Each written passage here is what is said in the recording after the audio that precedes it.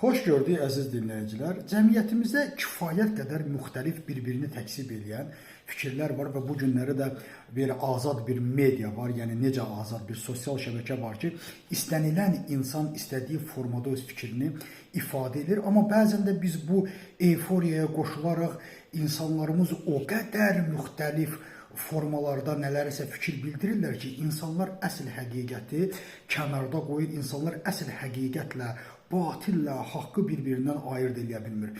Bu tezislərdən, bu fikirlərdən biri də ondan ibarətdir ki, bu günləri bilirsiniz, dindən danışdıqda görürsən ki, biri oradan çıxır, özünü vətənpərvər kimi aparır, dini vurur, amma özü də anlamır nə danışır.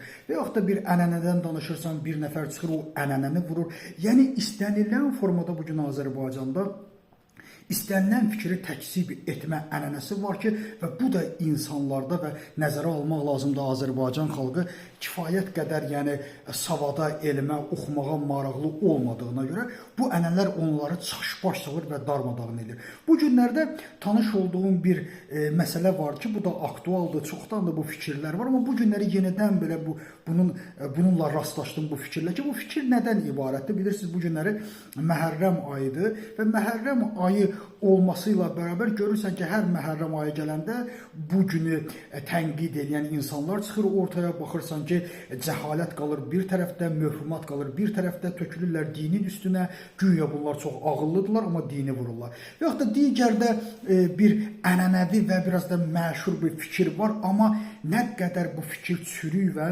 mənasız və məntiqdən uzaq bir fikirdir. Bu günləri bir qadının deməli mən fikri ilə rastlaşdım, bildirir ki, siz hər il başınıza zəncir vurursunuz, başınızı yarırsınız, niyə gedib Polad Həşimov üçün özünüzü vurmursunuz, niyə gedib Mübariz İbrahimov üçün özünüzü, Mübariz İbrahimovun əlləri bağlıydı, get siz də əlinizi bağlayın, özünüzü vurun, özünüzü yaralayın, bizdən ərəbdən, bizə nə bilsin bu məşhur, biraz da belə anti-məşhur bir hadisədir, qara piyarı olsa da və bəzi insanlar da var ki, deyir ki, nə ağıllı adamdır, nə gözəl məntiqlə danışır, amma inandırıram sizə ki, burada məntiqdən savayı nə deyirsən var. Bunlar hamısı populizmdir. Bunlar hamısı Azərbaycan xalqının və mən sizə deyirəm ki, Azərbaycan xalqının ənənələri üçün də, o müqəddəs dəyərləri üçün də inanın mənə heç bir xeyir vermir. Niyə?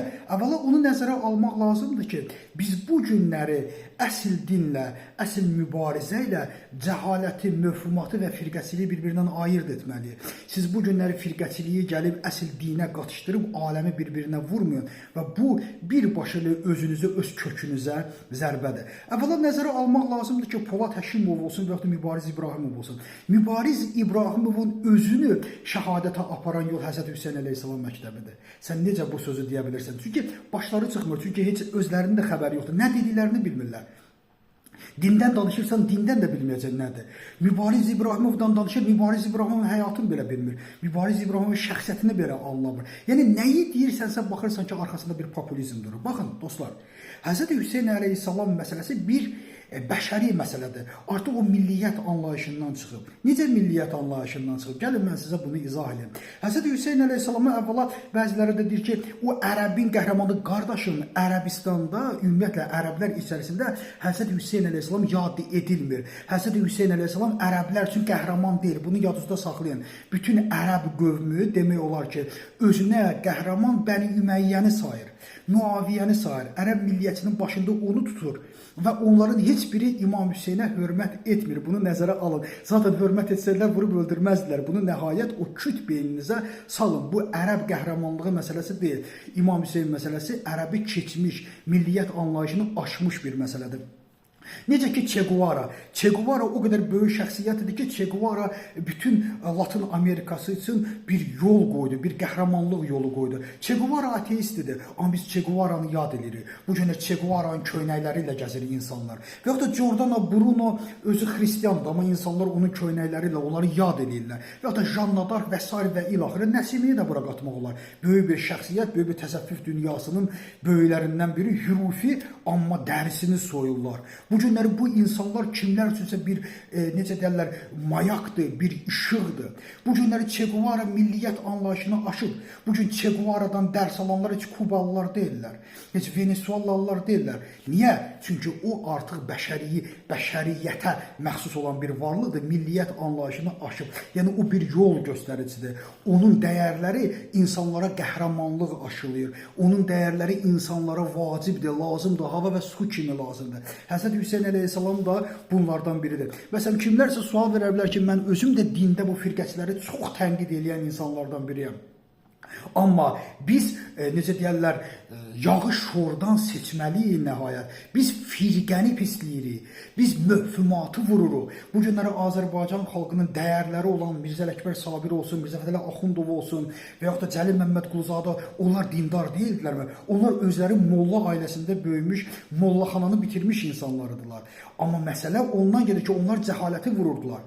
Onların cəhaləti vurması Azərbaycan xalqını yetişdirdi. Mirzə Ələkbər Sabir də dindar bir şəxsidir və yaxud da Seyyid Əzim Şirvani olsun, dindar bir şəxsiyyətidir. Amma onlar cahil deyirdilər.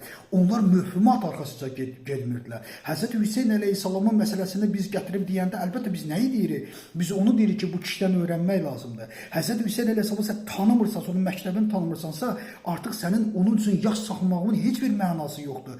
Kaş bu gün bu dəmdə olaydım Kərbalada deyib, amma bu günləri Yezidin yanında olduqda sən Hüseyn məktəbindən heç nə başa düşməmisən. Əgər Hüseyn məktəbi sizi yalnız eysan yeməyə toplayırsa, o Hüseyn məktəbi deyil, Hüseynin amalı o deyil.